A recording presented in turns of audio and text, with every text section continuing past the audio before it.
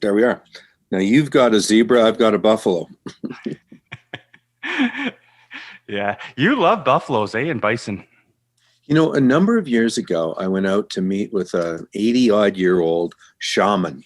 He was German, but he'd been trained by the natives in the ways of shamanic healing and interpretation. And he read, I took my regular doctorate with me and met with this guy, and he read our energy. And believe it or not, my doctor's energy was that of the sandhill crane. And she looked at him like, what?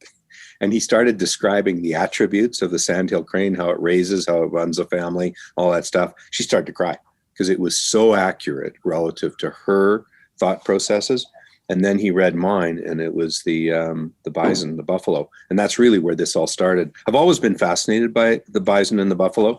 Again, mixed names, all that stuff. But no, it was him that said, this is really about you. And he described it as, protecting your family, always putting your face to the wind, all that sort of stuff. And it was just kind of an interesting base case. So yes, the bison and or bison buffalo, whatever, has been sort of one of the iconic. And this backdrop was chosen by one of my staff because they saw it had prairie and mountains and clouds and weather and buffalo.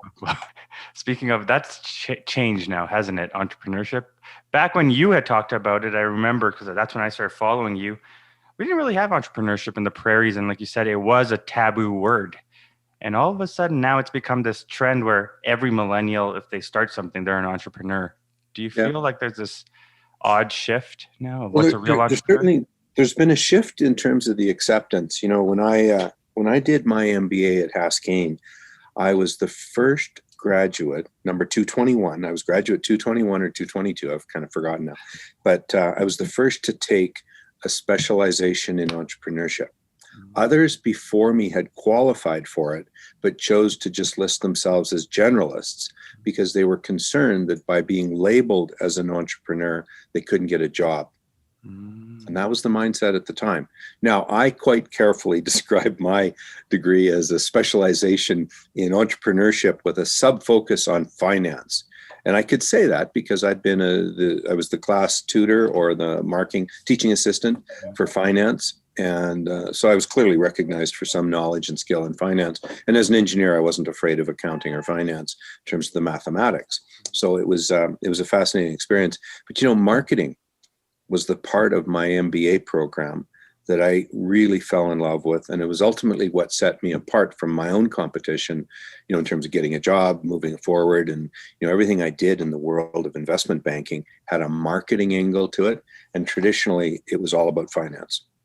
Why would you care about marketing? Well, we have to sell ourselves. We have to sell the individuals, the company, the service, the product. And there's an element of marketing. And for me, falling into the world of marketing stirs those entrepreneurial juices. And that goes back. So I took the label of entrepreneurship. Ultimately, I live it, I breathe it. But you know what really pivoted the change in Canada? And I make fun of it a bit because I was part of it, but that was Dragon's Den. It raised the profile of the conversation about starting a business. And, sure, there was a lot of goofy rhetoric coming out of the Dragons. I'm not investing in you because you have no sales. And, I need 51% of your business and all sorts of some goofiness that made good TV. But more importantly, there was hundreds and hundreds and now thousands and thousands of people came to Dragon's Den to pitch their idea, to pitch their dream. And, some of their dreams got blown away, and rightly so, and others turned into something pretty interesting. But that's the nature of entrepreneurship. And so I think Dragon's Den did a phenomenal job, whether they meant to or not, of inspiring a country to respect the word entrepreneurship. Right. And by the way, I'll just quickly jump. I have a daughter who finished an engineering degree, and she finished that and said, Dad, I really don't want to sit at a desk and be an engineer. What does she do now? She's a chef with a holistic nutrition program, and she and her husband are renovating an old log cabin to turn into a lodge and a bed and breakfast out near Pemberton. That's entrepreneurship, entrepreneurship, entrepreneurship, and entrepreneurship. And she's never studied it, never trained it. I like to think that some of my own experiences might have rubbed off on her, but those were decisions she made on her own with her husband. I had nothing to do with any of that. So she's using her engineering degree because it taught her how to think, taught her how to learn, taught her how to assess, analyze, review, and make decisions. But she's not working with a ring on her finger in any way, shape, or form. Good for her. The world of entrepreneurship. Why did you start a bed and breakfast, and then they rebranded it as a lodge? And the economics appear to be compelling in terms of what they're doing. They're, in fact, they want to rent the cabin so badly that they're renovating the barn that came with the site. And the barn they'd contemplated tearing down, they're renovating it so they can live in it. That's entrepreneurship. A big shift. That's a big shift. Entrepreneurship 101, exactly. Anyway, how do you feel about it as a dad? Oh, I couldn't be prouder, but I'm fascinated and I love watching as they evolve what they're doing. And, I have another daughter who was a little frustrated by the concept of business because that was what kept me away in terms of when we were raising our family. But when I watch what she's doing now, she's got an app, she's got online programs, she's marketing. I mean, I watch what she's doing and it's extraordinarily entrepreneurial. And she's got a PhD in something, but really at the end of the day, she's doing some very entrepreneurial experiences. So anyway. So proud dad you are. Have to be. Yeah. Now, Brett, you grew up in Saskatchewan, North Battleford, Saskatchewan. Was it always a happy-go-lucky childhood for yourself? Well, in terms of family and friends, absolutely. I had, parents that were active in the community, sisters who were active in sports, and we all did everything. Whether it was hockey, soccer, football, baseball, choir. I mean, there was a little bit of everything. So we were pretty active and engaged in the community in that sense. Having said that, for me, I skipped a grade when I was really, really young. I did 3 grades in 2 years. So, and I was small for my age. So as I got going, by the time I'm in grade 8, 9, and 10, I'm a year younger and I am considerably smaller. And I just became the brunt of a fair bit of, we used to just call it being picked on. Now, in today's world, the connotation or the right word would be bullying and constant bullying. But I stayed away from some people and stayed close to others. And I think many people live what I lived. I mean, I'm not pretending that I had a unique experience in that sense. But so for me, getting out of North Battleford, I finished high school, I was 16 years old. Getting out of North Battleford was my priority. Now, having said that, 40 years later, one of my priorities is in fact giving to North Battleford. And there's a lot of work we've been doing in terms of the charity side and community. But going back, so finishing high school, first thing I did was head to Saskatoon. And I remember my first day in engineering school looking around, and the guys in that engineering class, there was maybe 3 girls and 100 guys. And the guys were geeks. They were nerds. They were completely devoid of personality. And I looked at them and said, I fit in.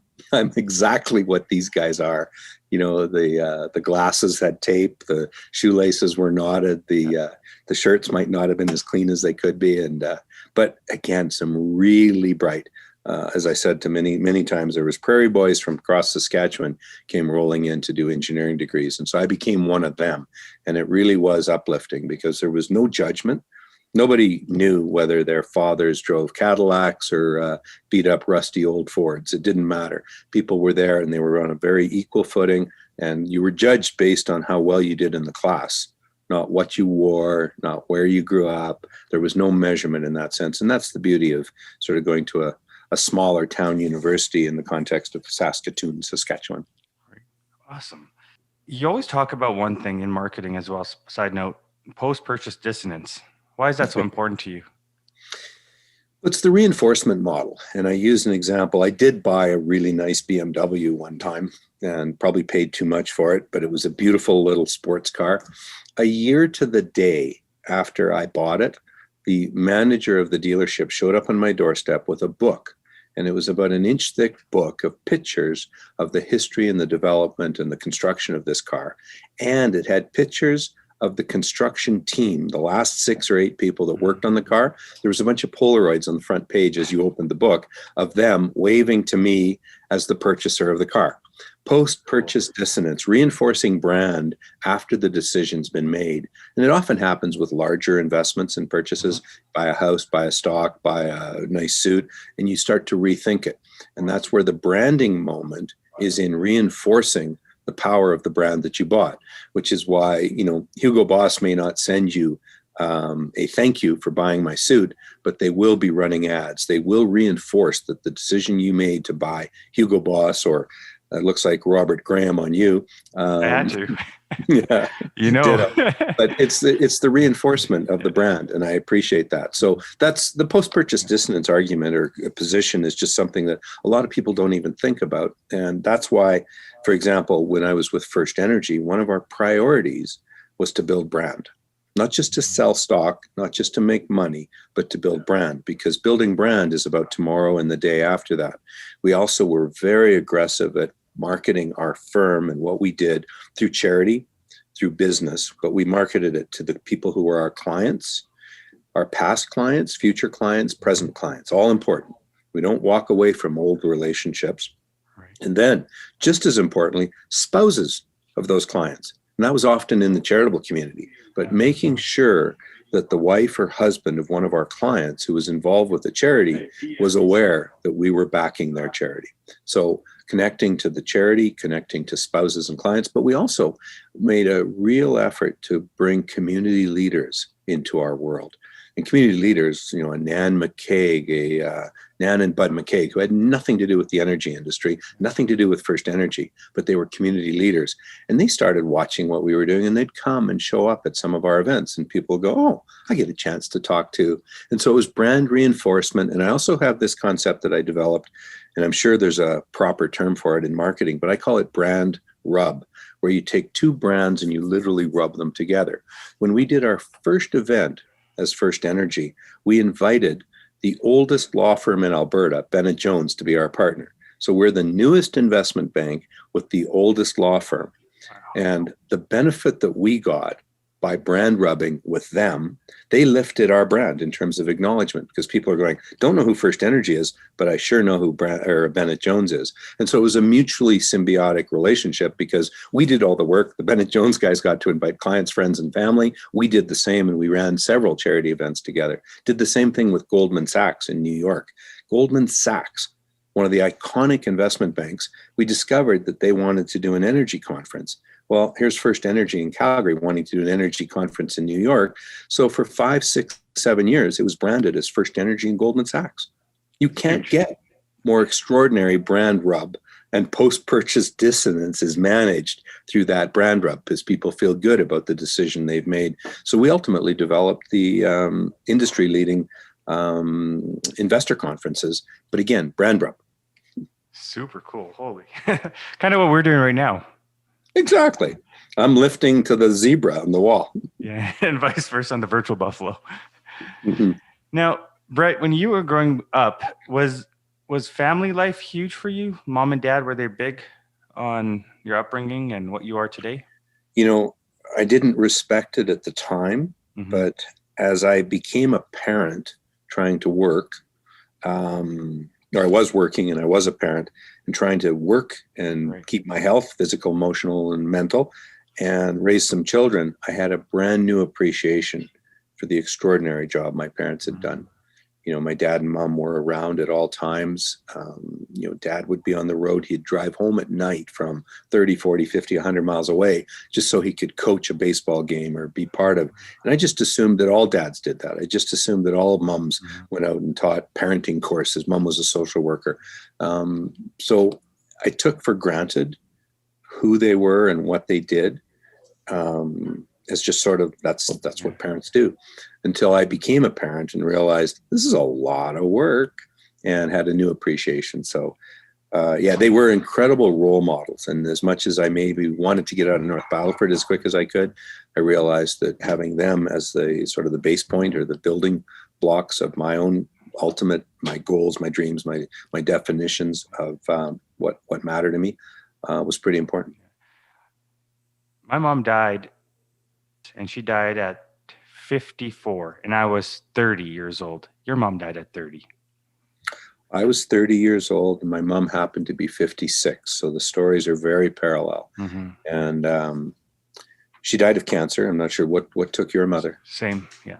Yeah. So you sort of go along expecting 70, 80, somewhere in there. And then all of a sudden, someone that important gets torn out of your life. It's pretty hard. accepting, adapting, understanding. Might have been the first time I ever really saw my dad cry. Was when I lost my mom. So it was pretty tough on all of us because she retired in May and died in July. It was that quick. Wow. So, but you've lived it. You understand 100%. how devastating cancer can be. Oh yes. And how did you get through it? And obviously at your age now, do you still think about your mom, Brett? Well, it's been, call it 34 years. Yeah. And it's hard not to think about her from time to time. Obviously with time, it's less and less, but I also had the good fortune of Dad remarrying a woman who I also called Mom. Absolutely fell in love with this woman, and she died about 5-6 years ago of Lou Gehrig's ALS. Yes. And that was also very hard. So there's just a couple of stories like that resonate. Yeah. But I was very close to both of them, and as I say, I proudly called both of them Mom. Wow, that's beautiful. Brett, is your dad doing okay? How's he been? I know he's used to be all around the world somewhere, but he was traveling a lot. So unfortunately, dementia was really hard on him, and he died last September, 1 week short of his 90th birthday.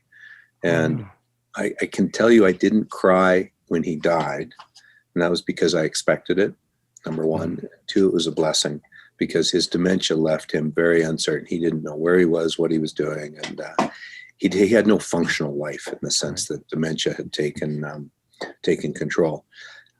There were tears, of course, when we did a family Zoom funeral, and we could have done a small live funeral, but we did a large Zoom funeral, and it was pretty emotional as everyone was telling their stories of where they met Dad, where they last saw Dad. But he was he was an adventurer, and I remember one of my fondest memories. I was telling someone the story just yesterday. It was him putting on a wetsuit for the first time at age 83, so he could get in a shark cage with me off the south coast of Africa and watch great white sharks swim around and bump into the cage. So 83 years old. He was 83. That was his first wetsuit. Good Lord.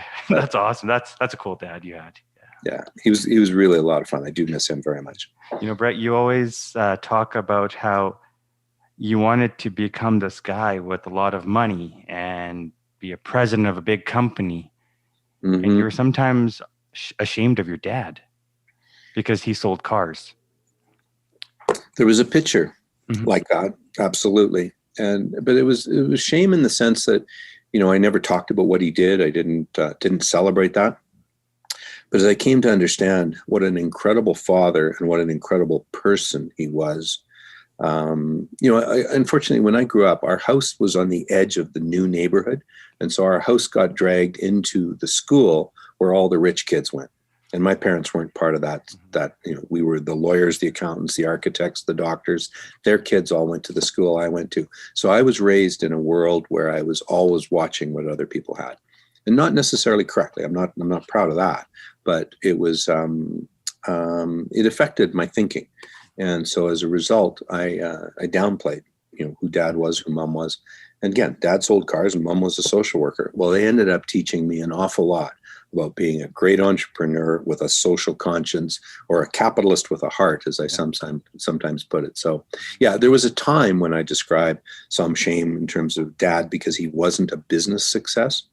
But as I came to realize how superficial a business success was and how great a father success was, I realized that I really owed him a pedestal to put him on. And that's how I lived, probably the last 20 years of my life was with Dad on a pedestal, because he was always there, always available. He loved travel. He and his second wife, Eunice, we spent so much time with him. It was a real treat. Was that a part of having a chip on your shoulder when you had come to Calgary, where you're like, I don't want to be that kid anymore and I want to keep pushing forward? And this is when family life took a toll for yourself? Well, there's an element of that. Certainly when I finished engineering, I finished engineering, came to Calgary, but that's where 3/4 of my classmates came to Calgary, maybe more.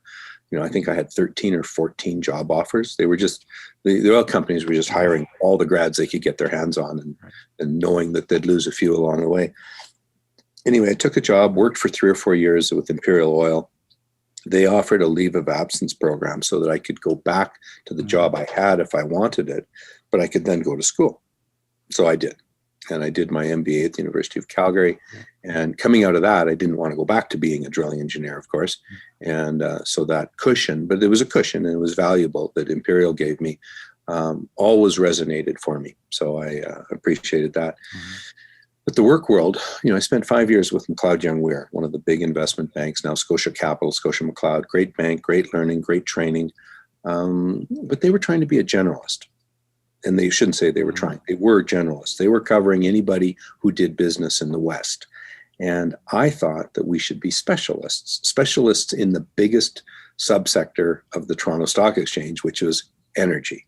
And so if we said no to TELUS and no to Pacific Western Airlines and and let other people in our firm cover them because they were industry specialists. And that's really where the seeds of thinking came that ultimately turned into my participation in First Energy, was the belief that having one product knowledge, and again, it's not like it's narrow, this is wide. And but we were experts at energy and very happy doing that. Now, Brett, how was your family life back then? You worked so hard, you were trying to create some sort of wealth. What was the sacrifice and lessons learned? Well, there's a whole bunch of stories that embed in that. One is that I probably didn't have much family life. It was a fraction of what, in hindsight, I wish I'd had. Work pulled at me pretty hard. Every day I worked was $1 earned. So $1 a day off was $1 not earned. And my now ex-wife and I had our own challenges in terms of our dreams and visions of what we wanted to do with our time and our family. And hers ultimately became very different than mine. And that's ultimately why she lives in the country with horses and doesn't travel. I live in the city and love my charity work, and I travel all the time. So again, just different interests, and not to suggest that one is right and one is wrong, just different. And so that really pulled us apart. My book is entitled, that I wrote 7, 8, 9 years ago, is entitled Redefining Success. And then the subtitle is called Still Making Mistakes. And when I was negotiating with the book publisher over how to structure the book and what to call it, one of the comments once made was, why don't you just call the book Still Making Mistakes? And I said, well, my life's not that screwed up. It's a subset of my life. The big picture is this question. And so I often challenge, when I have a chance to speak to, university or maybe more impressionable youth, the question is, how do you define success? And so there's no question that I, in early days, defined success by wealth. And as Rebecca, my daughter, would say, why, Dad, didn't you ever define success by the size of the smile? And really, that's the happiness quotient. And so how can you find your happy place? My brother-in-law once sent out a Christmas card that said, we don't need much. We don't have much. Our needs are easily met. We're very happy. And I'm thinking, I have a lot. My needs aren't met, and I'm not happy. So what am I doing wrong? What are they doing right? And it really comes down to being probably a little more focused on what it is you really want. And to raise a few kids, if you decide to have children, and turn them into caring, thoughtful, contributing beings, that's success. And that's where, at this point in time, I have 3 children. Each of them has an amazing partner.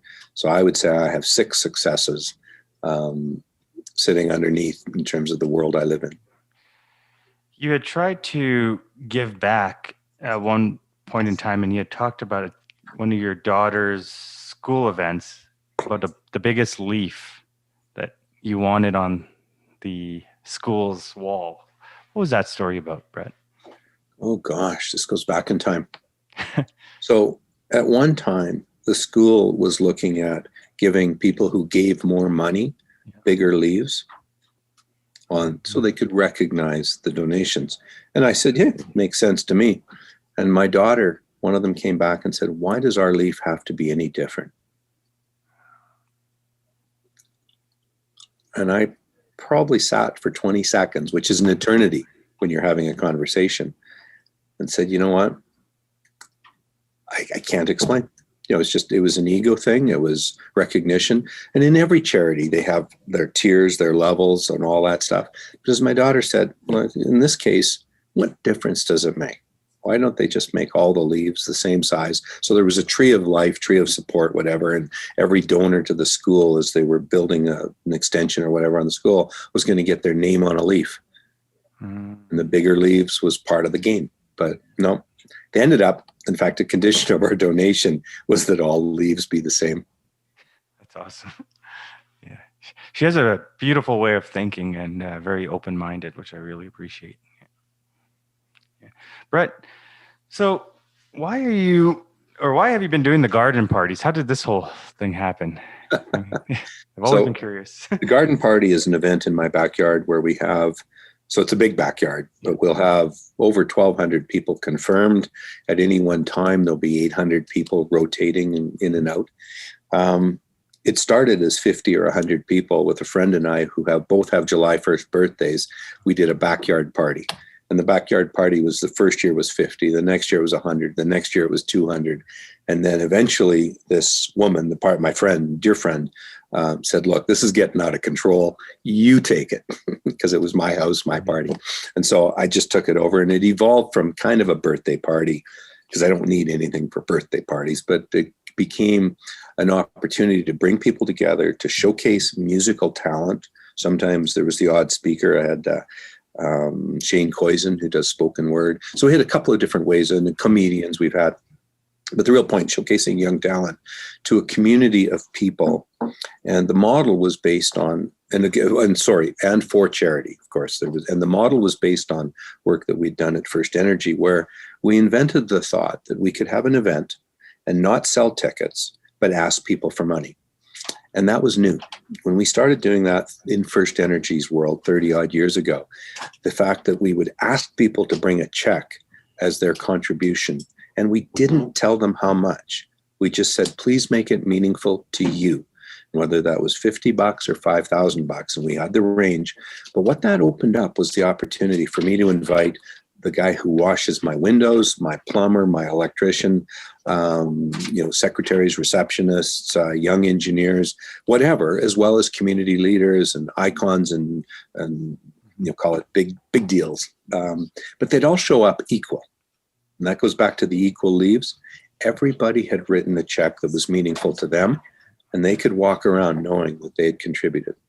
So it really didn't matter if it was someone who didn't show up, who sent me a check for 10 grand, or someone who walked around and was writing a check for $50 and drinking $50 worth of drink and food. But the real point is that everyone was equal and we could bring people together. And so it was a great gathering point. And it became an iconic tradition in my world and family and friends. And there's a number. I became very close friends with a musician named Brett Kissel. And so all of the events that we do are now called Brett. So you'll see the Brett Garden Party. We did a Brett boat concert out in, we did probably the largest concert in Canada last year during COVID. We had almost 4,000 people on the lake. Windermere Valley. Windermere. Yeah. So Brett Boat, we do Brett Golf, Brett Xmas. There's Brett whatever. And we have a lot of fun doing that. So there's brand rub. I come to the table without the ability to sing, and Brett Kissel may come to the table without knowing how to negotiate a bank document. But that's okay, because we're perfectly equal as best friends. How much have you raised now over the years with the garden party? $5-7 million. And I'd have to go back and track which events and what. But the garden party can be $750,000, and Christmas concerts $250,000. So there's $1 million a year. It's added up. But more importantly, we've been able to support causes without them having to do a thing. They incur no overhead. Mm-hmm. We usually ask them to show up and be in the lobby or the entrance so that they can, with a banner, explain their cause. And charities, for the garden party, it's always adolescent mental health. For the Christmas concert, it's always veterans causes.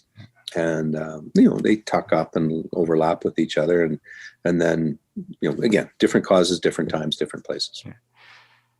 Why is mental health so important to you?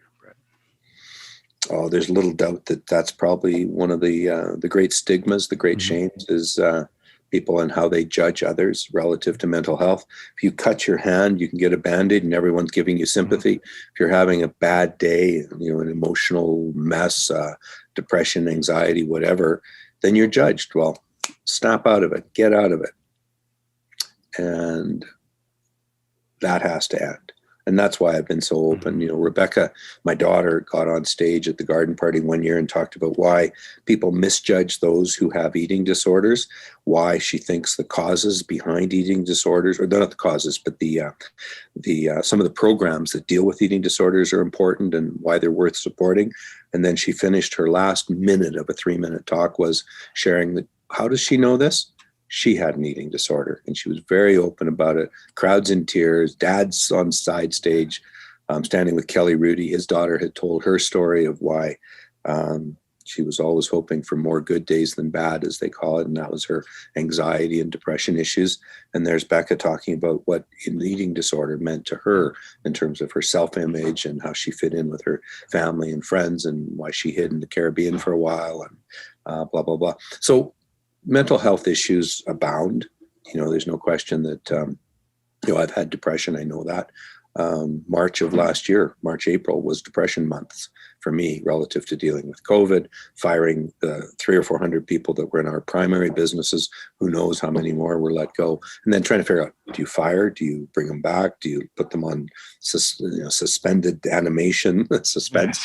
How do you manage all this? And I'm a lender, I'm a borrower, I'm a landlord, I'm a tenant, trying to build and rebuild relationships. And I'm proud to say that by the end of April, we had resolved with clarity where we were with all of our banks, all of our lenders, all of our borrowers, and all of our tenants. We'd sorted out everything, papered new deals, and it gave comfort to everyone that we do business with that we were there for the long haul. I mean, by a quick example, every tenant in the buildings I own, doesn't matter how many, they got a free month's rent for June. We just reached out to them and said, June is free. Just keep going, no rent payable. And the goodwill that generated. And then we took July and August and cut the rent in half and moved that half that was delayed out into 2021 so it could be paid at a future point in time. And again, goodwill with tenants. And, I'm building buildings wherever I can right now because I've got people knocking on our door saying would like to be a tenant in your building. So again, goodwill and marketing is probably one of the. What do you do to get out of depression for yourself? Is it meditation? Is it? Oh, there's a range of things. Certainly, I've used some supplements. I'm not afraid to admit that I've been down that path in terms of brain chemistry and brain supplements. There's a brand called Empower that I happen to like.